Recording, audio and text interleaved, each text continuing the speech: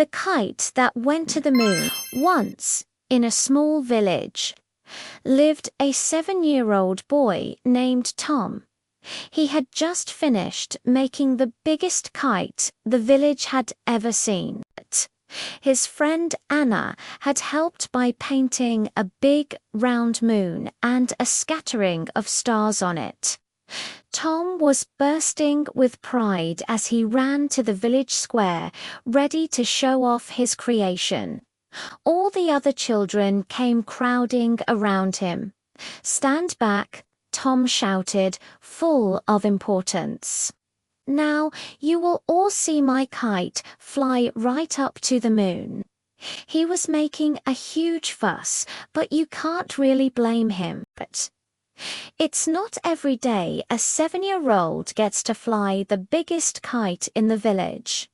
But then, disappointment struck. No matter how many times Tom threw his magnificent kite into the air, it just wouldn't fly. It tumbled back down to the grass, over and over again. He tried with all his might, but anyone could see something was seriously wrong with the biggest kite in the village. Tom's face turned red. He blinked hard, trying to hold back his frustration. It was a bitter pill to swallow after all the hard work he'd put in. Just then, the other boys and girls burst out laughing. They pointed their fingers and started to tease him. That was the final straw. Tom couldn't hold back his tears any longer. He threw himself down on the ground and cried.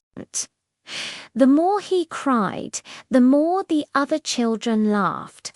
Feeling hurt and embarrassed, he finally stood up, grabbed his useless kite, and marched off to the school to find Anna. He found her sitting by a window. "My kite wouldn't fly," he mumbled, trying his best to look like he didn't care at all. "What?" cried Anna, surprised. "Your kite didn't fly." Tom clambered up onto the window ledge and sat beside her, his legs swinging. "All the string got tangled up," he explained, searching for a reason. "I think that's why it didn't fly." "I don't think so," said Anna, quite certain. "It was because the tail was too short. I told you so all along." Tom looked at his kite, then at Anna. An idea sparked in his mind. "Let's go," he said, jumping down. "Where are we going, Tom?" Anna asked as she joined him.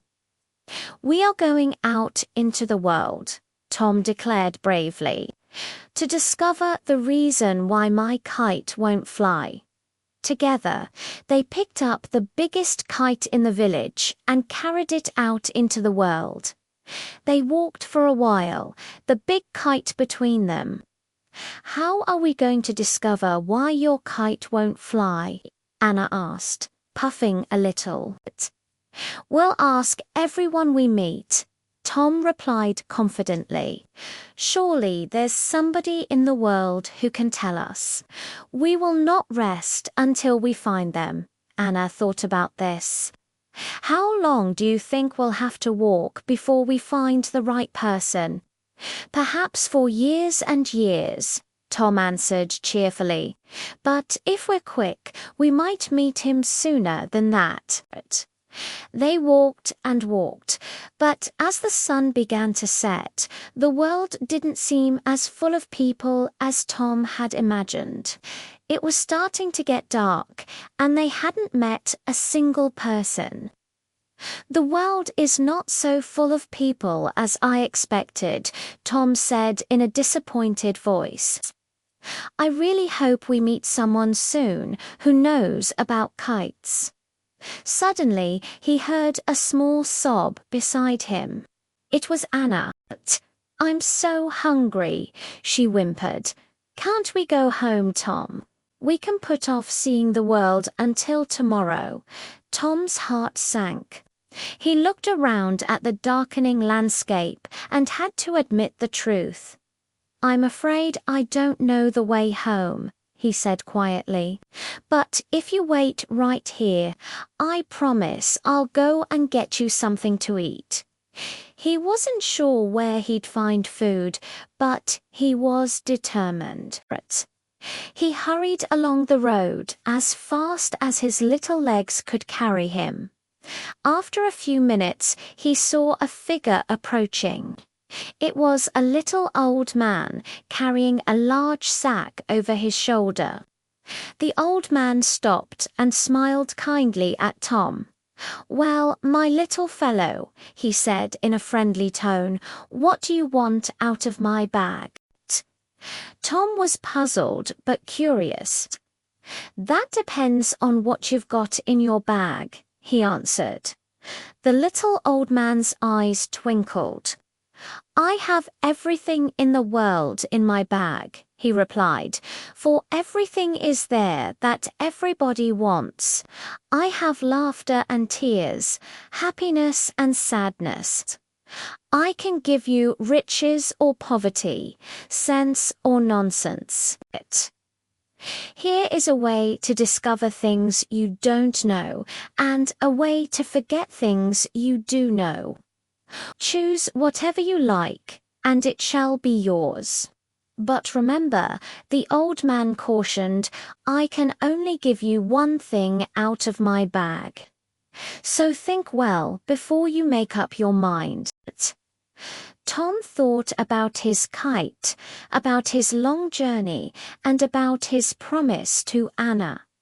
He looked at the old man. The most important thing in the world right now was his hungry friend. "Do you have something to eat in your bag?" he asked. The little old man smiled, a wide, gentle smile. He reached into his magical sack and pulled out a small, perfect cake. He handed it to Tom.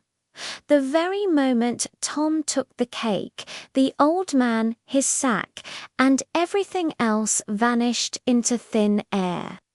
Clutching the precious cake, Tom turned and trotted back down the road to the spot where he had left Anna, his heart full, not with the answer to his kite problem, but with something far more important.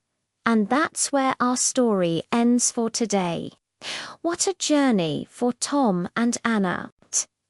It just goes to show that sometimes the answers we seek aren't the ones we end up finding, but what we discover along the way can be even more valuable.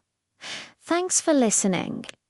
If you enjoyed this story, don't forget to like, subscribe, and hit that notification bell for more tales. See you next time.